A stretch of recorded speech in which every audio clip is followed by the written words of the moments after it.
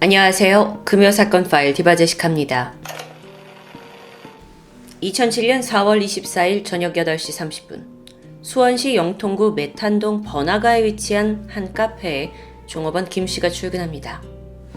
그곳은 일반적인 카페가 아니었고요. 술을 취급하면서 밤에 장사를 하는 주점이었죠. 출근한 김씨가 막 카페 문을 열었는데 그 찰나 뭔가 이상한 낌새가 느껴졌습니다. 평소와 달리 카페 안쪽 홀에 불이 환하게 켜져 있었기 때문이에요. 사장님이 먼저 출근을 하셨나 싶었지만 들어오면서 분명 간판에 불이 꺼져 있는 걸 확인했습니다. 게다가 열쇠를 꽂기도 전에 카페 문은 이미 열려 있었고요. 김씨가 갸웃거리며 가게 안으로 들어가게 되죠. 그런데 즉각 바닥에 피 묻은 발자국이 눈에 들어왔습니다. 불길한 예감에 내부를 살펴보는데 그러던 중 주방 옆에 있는 소파를 보고 김씨는 주저앉고 말았죠. 그곳에는 41살의 이 카페 사장 이씨가 피를 흘린 채 사망해 있었기 때문입니다. 이씨의 얼굴, 복부, 허벅지 등등 곳곳에 흉기에 찔린 흔적이 있었고요. 속옷이 허벅지까지 내려와 있었죠. 신고가 접수되었고 이후 부검을 해보니 사망 원인은 다발성 자창으로 인한 쇼크사, 성폭행의 흔적은 없었습니다. 보니까 이 씨의 혈중 알코올 농도가 0.21%, 만취 상태를 의미했어요. 그리고 또 그걸 증명이라도 하듯 테이블에 먹다 남은 안주가 있었고 깨진 맥주병이 주위에 흩어져 있었죠. 그런데 특이하게도 맥주잔은 발견되지 않았습니다. 이걸 봤을 때 아마 범인이 자기의 흔적이 남을 것 같은 맥주잔을 가지고 간 것으로 추정돼요. 가게 안에 현금은 그대로입니다. 하지만 사장 이 씨의 가방과 휴대전화는 사라진 상태였죠. 종업원 김 씨에 따르면 이 가게는 저녁 9시쯤 문을 열고 아침 7시까지 영업을 합니다. 5만 원 정도를 내면 맥주 대여섯 병 정도 그리고 안주가 나오고요. 종업원 김 씨나 또 사장 이 씨가 손님의 말동무를 해주면서 적객을 하는 방식이었죠. 보통 김 씨가 새벽 4시까지 근무를 하고요. 이후에는 사장 이 씨가 홀로 남아서 가게를 지킨다고 합니다. 시신 발견 전날에도 김 씨는 평소처럼 새벽 4시 반쯤 퇴근을 했고 이때까지만 해도 사장 이 씨는 홀로 가게에 남아 있었죠. 그런데 시간적으로 봤을 때 김 씨가 퇴근한 직후에 이 가게에서 이상한 소리를 들었다는 목격자가 나옵니다. 그는 바로 이 카페와 벽을 맞대고 있는 옆 가게 종업원이었어요. 새벽 6시 반쯤 사장 이 씨가 큰 소리로 아이씨 왜 이래? 하는 소리를 들었다고 합니다. 이때 남성의 목소리도 함께 들려왔죠. 자, 그러면 정황상 이때 이 씨와 그 카페에 남아서 말다툼을 벌인 사람이 범인일 확률이 높아 보입니다. 불행 중 다행으로 현장에 범인이 남기고 간 흔적이 있어요. 그 중 하나가 바로 주방 싱크대에 남아있는 담배꽁초였죠. 분석을 해보니까 사실 담배꽁초가 여기저기 있었는데 대부분은 사장 이 씨와 종업원 김 씨의 것이었습니다. 근데 유일하게 주방 싱크대에 남아있던 담배꽁초는 디스라는 브랜드로 이 씨와 김 씨가 피우는 종류와 달라요. 거기엔 남성의 타액까지 묻어 있었죠. 이게 굉장히 결정적인 증거라고 볼 수 있는데요. 경찰은 DNA 분석으로 이제 범인을 쉽게 잡을 수 있을 거라 희망이 생겼습니다. 하지만 그것도 잠시 경찰 DNA 데이터베이스에 현장에서 발견된 것과 일치하는 DNA가 도저히 나오지 않는 겁니다. 오케이, 자 그럼 다음 단계. 경찰은 단골 손님을 비롯해서 유력한 용의자 총 400여 명을 추려냈고요. 그들의 DNA와 담배꽁초 일일이 대조해봤죠. 근데 역시나 일치한 게 없습니다.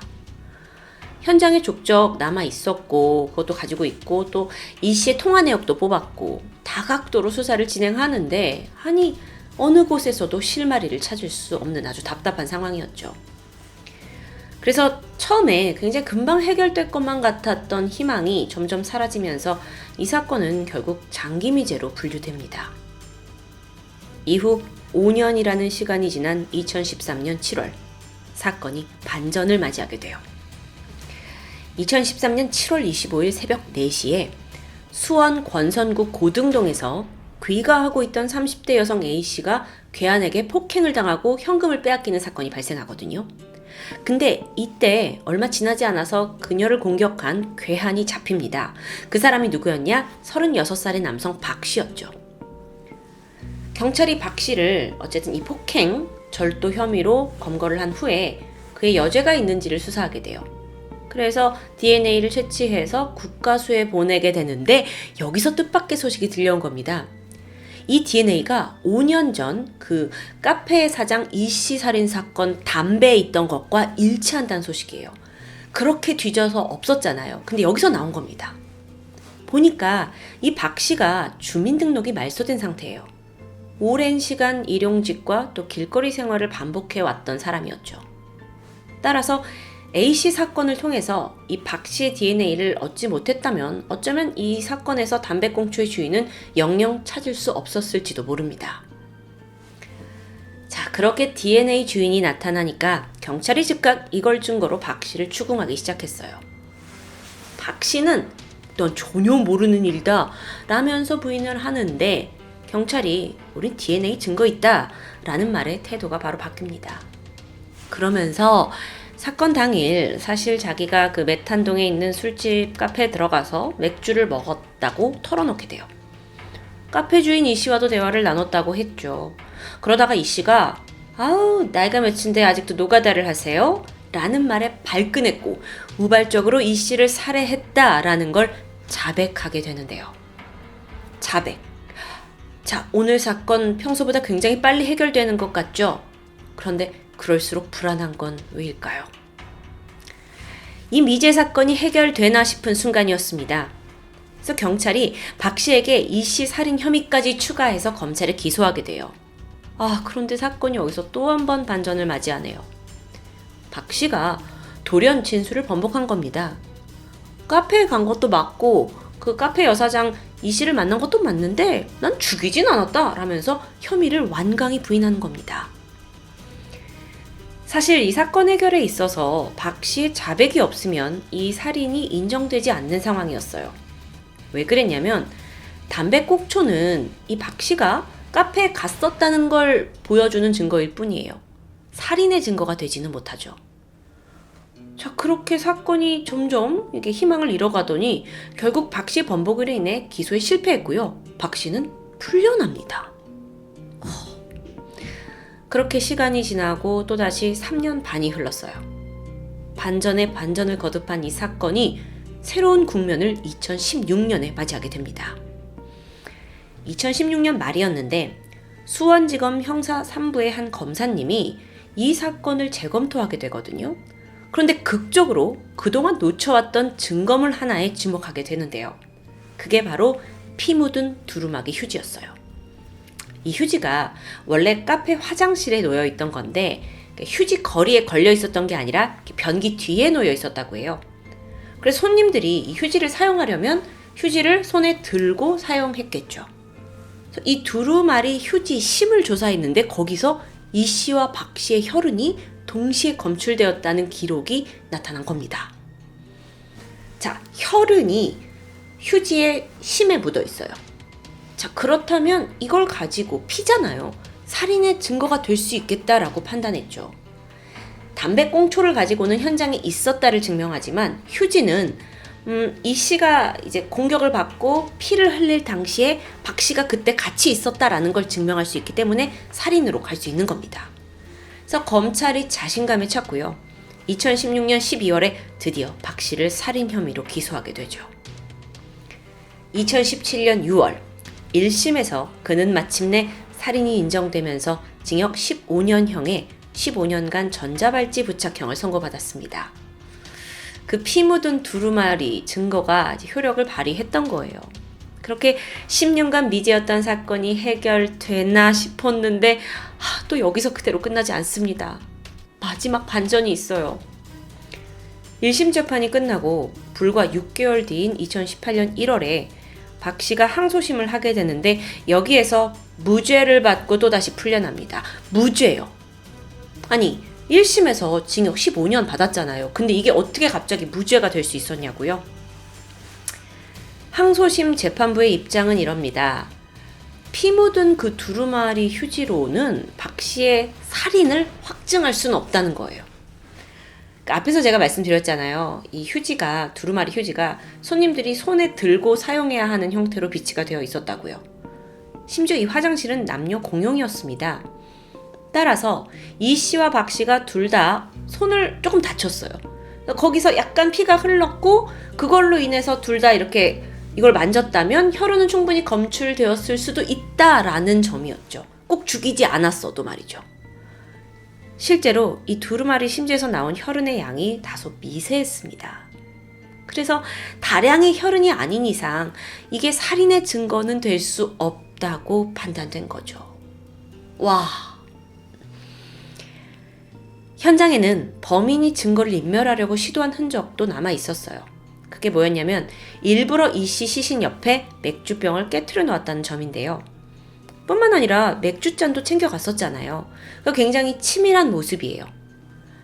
항소심 재판부는 이걸 토대로 뭐라고 판결을 하냐면 범인이 그렇게 증거인멸을 생각할 정도로 철저한 성격이라면 자신의 피가 묻었을지도 모르는 휴지를 그렇게 현장에 남겨놨겠냐라는 추정입니다. 물론 무죄 추정의 원칙이기 때문에 이런 부분도 세심하게 생각해야 되는 건 맞아요. 또한 현장에서 혈흔이 묻은 범인의 족적이 발견됐다고 말씀드렸죠. 근데 이 족적이 유일하게 없는 곳이 바로 화장실이었어요.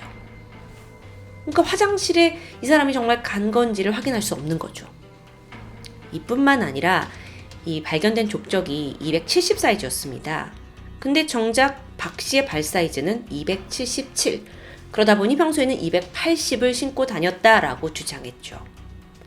자, 이 신발에 관련해서도 이제 양측의 입장이 굉장히 다른데 여기서 경찰은 현장에서 나온 거 분명 박 씨 거 맞다라고 확신했어요. 왜냐면 박 씨가 앞서 그 A씨 폭행 사건으로 검거가 되었잖아요. 그때 당시에 270짜리 신발을 구겨 신고 있었기 때문입니다. 그러니까 원래는 270을 신고 다니던 사람이라는 걸 주장할 수 있는 거죠. 근데 여기에 대해 박 씨는 또 뭐라고 하냐면 내가 그날 신고 있던 신발이 세탁소에 맡기는 바람에 별 수 없이 매형 신발을 빌려 신은 거다라고 주장합니다. 이게 받아들여졌고요. 더 이상 그가 살해범이라는 증거는 찾을 수가 없었죠. 이 외에도 박 씨가 무죄를 선고받은 이유는 더 있습니다. 박 씨가 자백을 했을 당시에 미란다 원칙 고지가 이루어지지 않은 상황에서 나왔기 때문이에요. 미란다 원칙 고지 여러분 다 아시죠? 이거는 형사소송법과 헌법이 보장하는 권리인데요. 이게 이제 침해당했다고 여겨지는 거죠. 그렇다 보니 이때 자백한 건 증거로서의 능력을 잃게 됩니다. 박 씨에 따르면 이때 자백을 했을 당시에 굉장히 좁은 접견실에 경찰 3명이 둘러싸였고 박 씨가 혼자였어요. 상당한 압박감을 느꼈다고 합니다. 이때 경찰이 야, 당신이 부정을 해도 우린 이미 DNA 증거를 가지고 있고 널 기소할 거다 라면서 이제 반협박식으로 말했다는데 결국 박 씨의 자백은요. 유도신문에 의한 것이라고 무효 판결됩니다. 그러니까 자백도 효력이 없어요.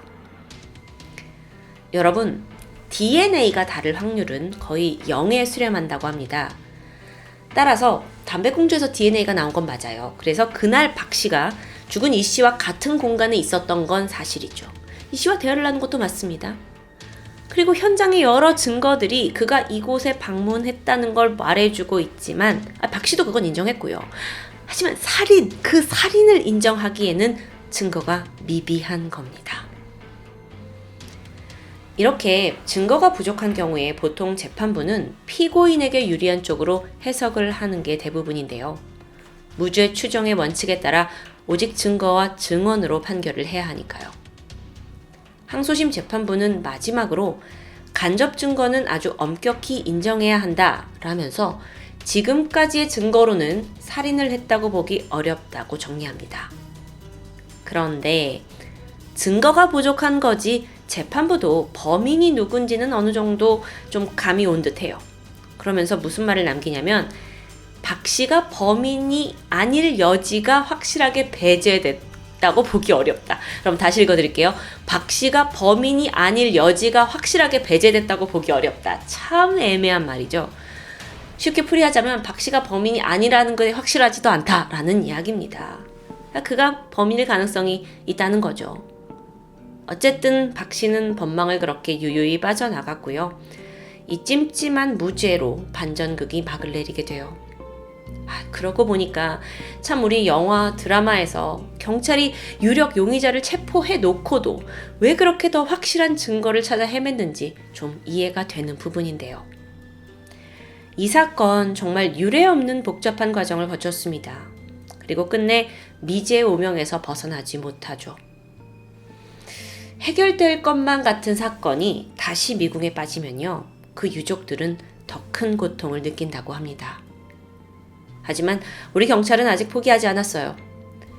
범인을 정확하게 지목할 수 있는 더 결정적인 증거를 여전히 찾아 헤매고 있기 때문입니다. 박 씨는 수서망을 교묘하게 빠져나간 진짜 범인일까요? 아니면 정말 그날 우연히 카페에 방문했다가 동선이 겹친 운 나쁜 무고한 시민일까요? 하루빨리 이 사건의 진실이 밝혀지기를 손꼽아 기다리고 있습니다. 지금까지 금요사건 파일 디바제식합니다.